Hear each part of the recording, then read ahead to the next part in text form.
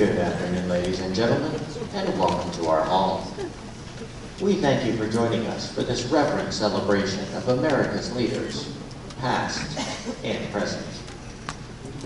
And now, the Walt Disney Resort is proud to present the Hall of Presidents.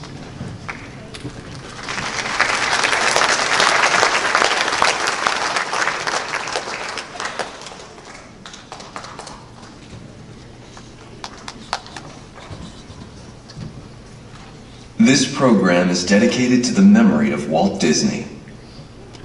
In 1971, his love for America inspired the creation of the Hall of Presidents, a place to celebrate the optimism and goodwill he saw at the heart of the American story.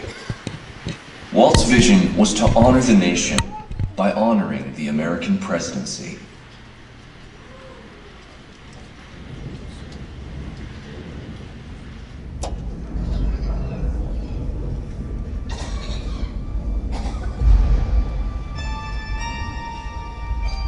It is 1783, and the smoke is clearing in the wake of the Revolutionary War.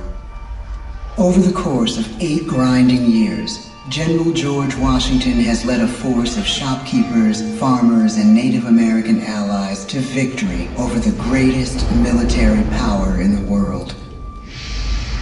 A new nation has been born, independent and free. The founders must form a national government.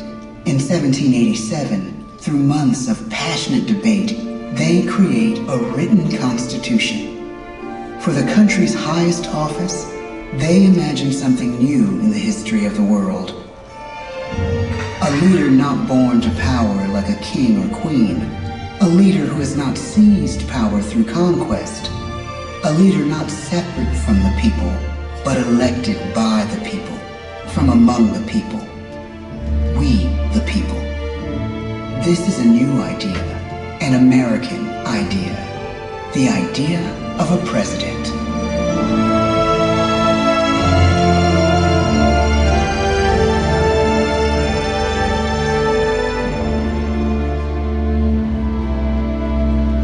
The people don't know exactly what a president will be, but there is little doubt who it will be.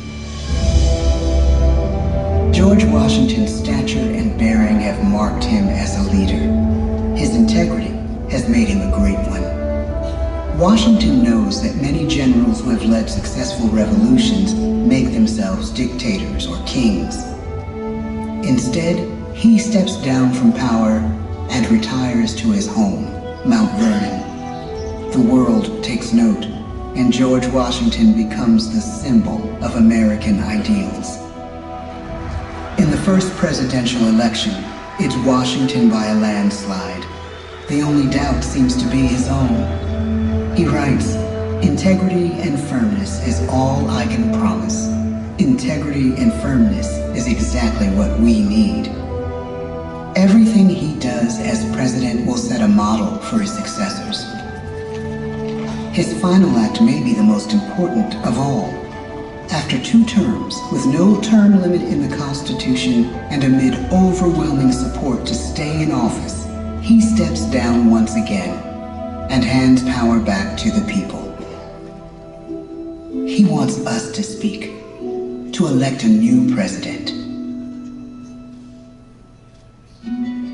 During the early years of the Republic, we choose leaders as different as Thomas Jefferson, John Adams, and Andrew Jackson. Elections are often bitter. Each president stands at that fiery intersection where personal character meets the challenges of the times.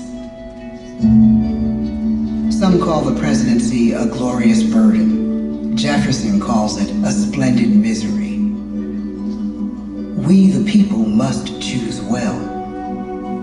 We elect 15 presidents before the course of history brings us to the edge of a crisis like no other. A nation born of freedom still permits slavery. As the country pushes west, will new states be slave or free? The question produces bitter conflict. The issue rocks the election of 1860 and brings Abraham Lincoln onto the national stage. The tall, lanky, some say uncouth candidate from Illinois is a master of words at a time when speeches are printed in full for people to read. A house divided against itself cannot stand, he has said. With Lincoln's election, the House does indeed divide. Civil War. 11 states secede from the Union. The war becomes a defining passage in the American story. The president's own inner strength and depth of character changed the course of history. Lincoln had come up the hard way on the American frontier, desperately poor, with less than a year of formal schooling. His early years were scarred by tragedy, the death of his mother, his sister, his first love. He struggles with depression, but never loses his determination to rise above it.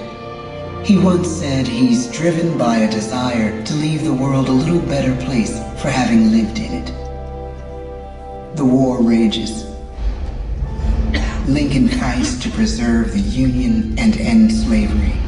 Neither is a sure thing. At Gettysburg, Pennsylvania, 6 months after one of the bloodiest battles of the war, the president dedicates a cemetery to the thousands of soldiers who died there, in words we can never forget.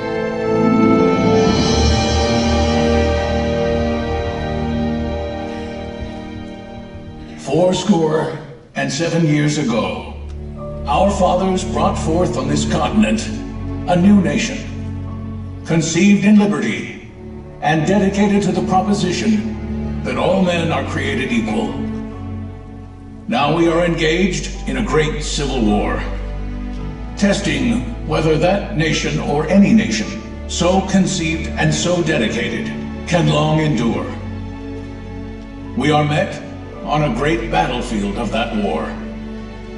We have come to dedicate a portion of that field as a final resting place for those who here gave their lives that that nation might live.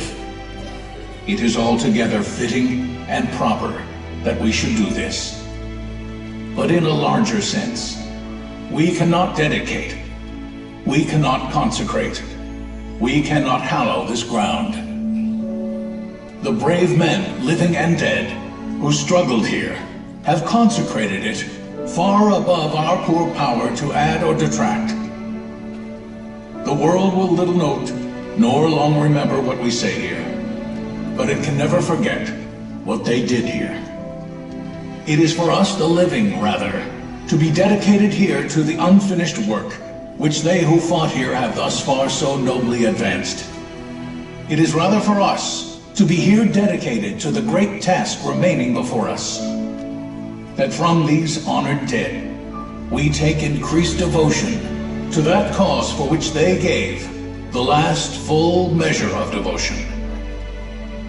That we here highly resolve that these dead shall not have died in vain, that this nation, under God, shall have a new birth of freedom, and the government of the people, by the people, for the people, shall not perish from the earth. The blood of over 500,000 Americans is spilled in this Civil War. President Lincoln's enduring hope is to give true meaning to the sacrifices of so many, to lead us to that new birth of freedom. With the end of the war and the end of slavery, a new birth truly begins. As we roll toward the 20th century, settlers roll west on wagon wheels and railroads connect the nation coast to coast. Millions of immigrants pour in from Europe and Asia. Population doubles. Our economy triples. Our standing among nations rises. We need presidents who can lead both at home and abroad. At the same time, a young Theodore Roosevelt is retreating from New York politics and personal tragedy. The death of his wife and his mother on the same day in the same house. In the Badlands of North Dakota, he rethinks his life and the life of his country. He returns stronger in body and spirit. His renewed energy is just what his country needs.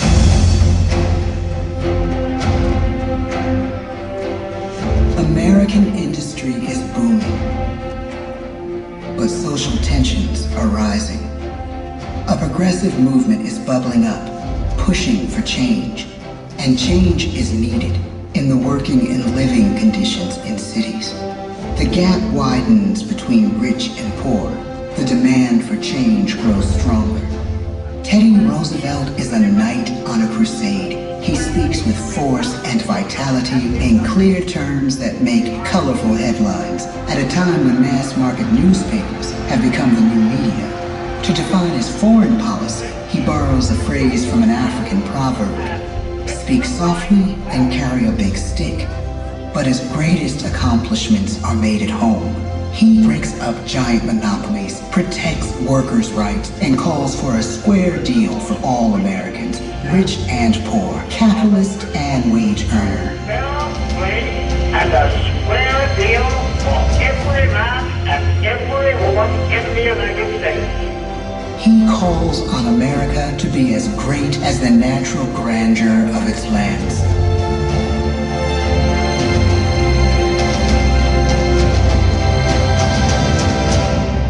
Keep your eyes on the stars and your feet on the ground, he tells us. And we do.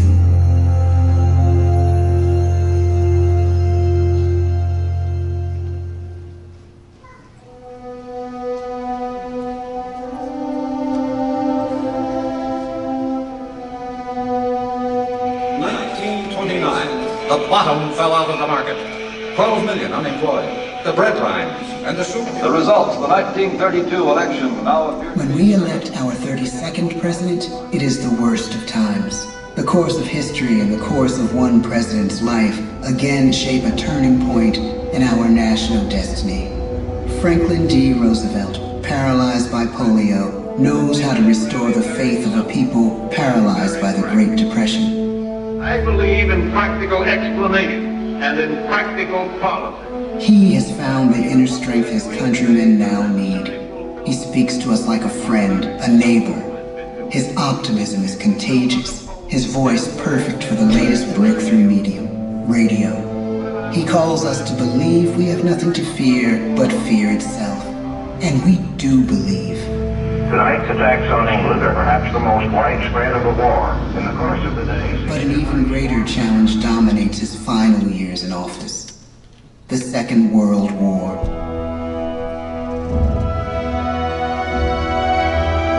We must be the great arsenal of democracy.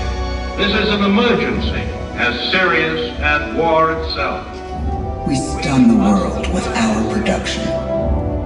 When bombs fall on U.S. troops in Pearl Harbor, he calls us to fight on the war front and sacrifice on the home front.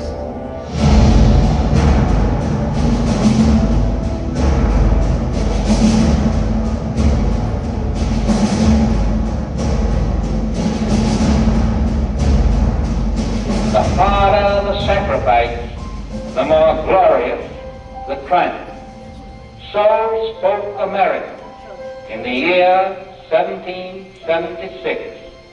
So speak Americans today. The world changes. The country changes. And yet, in one sense, what we need most from our presidents has never changed. A guiding vision that calls forth the best that America can be. Will outer space be developed for the benefit of all mankind? Or will it become another focus for the arms race?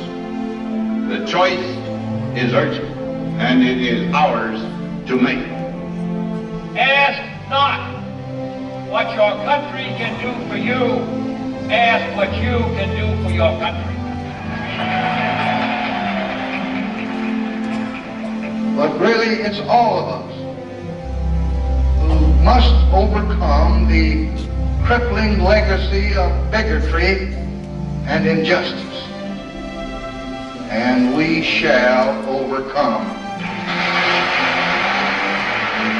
One of the agreements that President Sadat and Prime Minister Begin are signing tonight is entitled A Framework for Peace in the Middle East. Mr. Gorbachev, tear down this wall. You have lost too much, but you have certainly not lost America. I can hear you. The rest of the world hears you. Loving this country requires the willingness to speak out for what is right, to shake up the status quo. That's America. Our presidency is no longer just an idea. It is an idea with a proud history. Ladies and gentlemen, the presidents of the United States of America.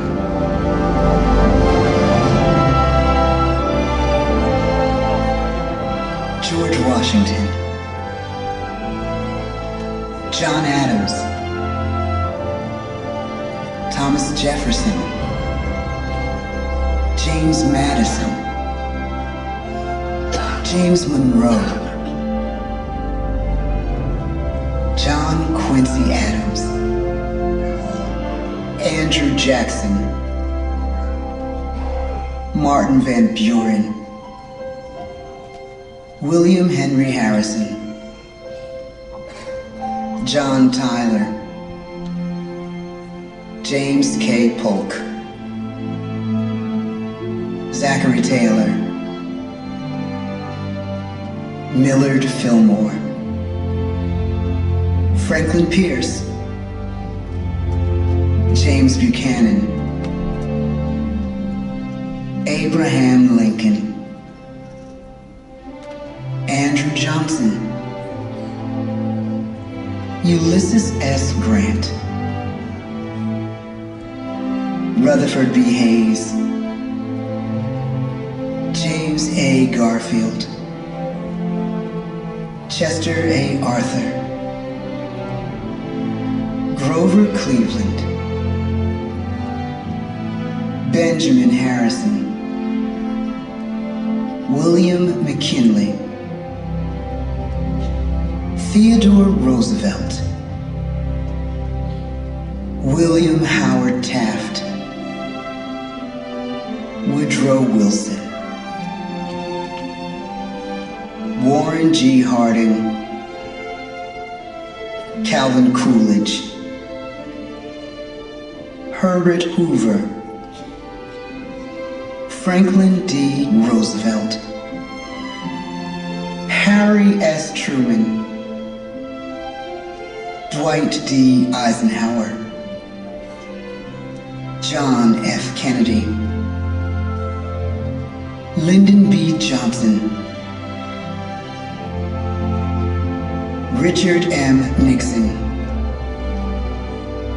Gerald R. Ford, Jimmy Carter, Ronald Reagan, George Bush, Bill Clinton, George W. Bush, Barack Obama.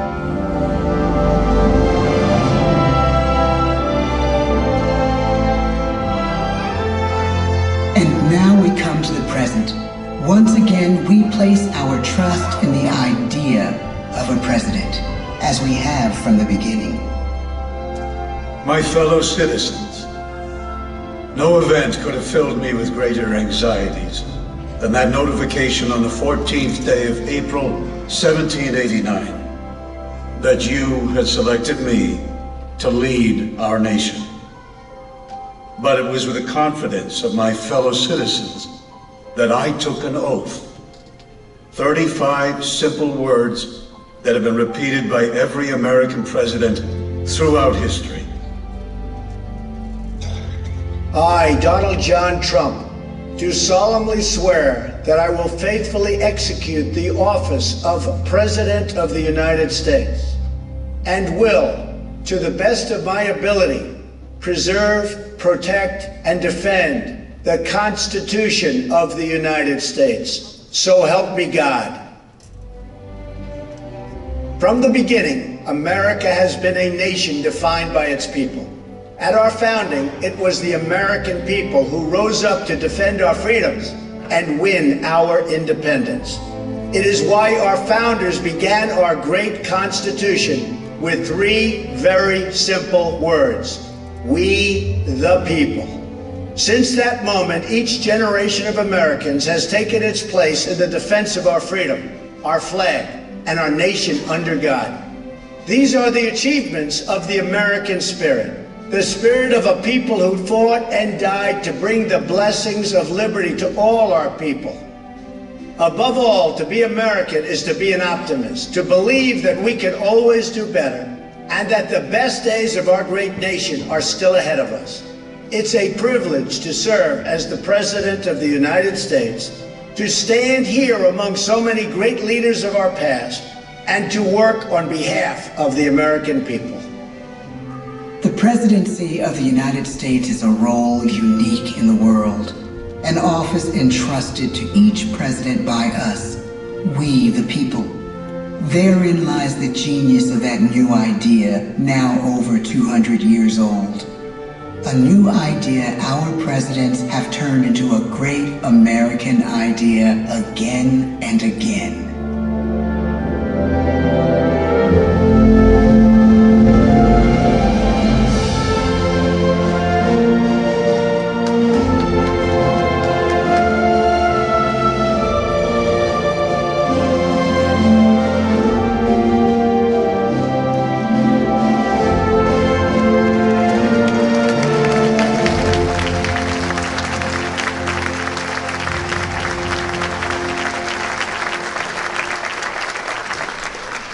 Ladies and gentlemen, this concludes our presentation. Please gather all your personal belongings and enter through the door at your right side. Only